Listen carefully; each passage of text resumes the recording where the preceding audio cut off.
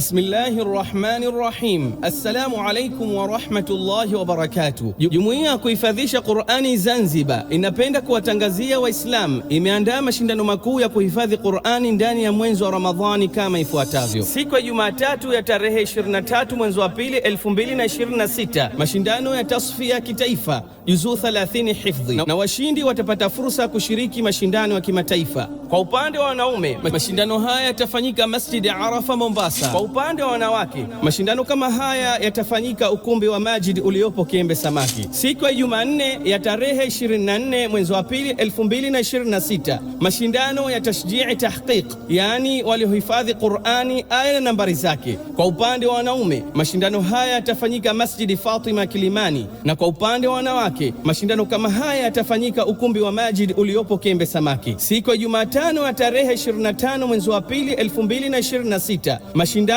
ya tasfia kimataifa juzuu 30 hifdhi, ambayo yatawashirikisha washiriki kutoka mataifa yasiyopungua 18 ndani ya bara la Afrika kama vile Kenya, Ghana, Cameroon, Uganda, Chad na nchi nyinginezo. Mashindano haya kwa upande wa wanaume yatafanyika Masjid Nuru Muhammad sallallahu alayhi wasallam kwa Mchina Mwanzo, na kwa upande wa wanawake mashindano kama haya yatafanyika ukumbi wa Majid uliopo Kiembe Samaki, na washindi watapata fursa ya kuingia katika mashindano ya kimataifa. Siku ya Jumamosi ya tarehe 28 mwezi wa pili 2026, mashindano ya kimataifa kwa upande wa wanawake juzuu 30 hifdhi, ambayo yatafanyika katika ukumbi wa Sunshine uliopo Buyu. Na siku ya Jumapili ya tarehe mosi mwezi wa tatu 2026, mashindano ya kimataifa kwa upande wa wanaume juzuu 30 hifdhi, ambayo yatafanyika Masjid Jamiu Zinjibar Mazizini. Mashindano yote haya yanatarajiwa kuanza saa 3 kamili asubuhi.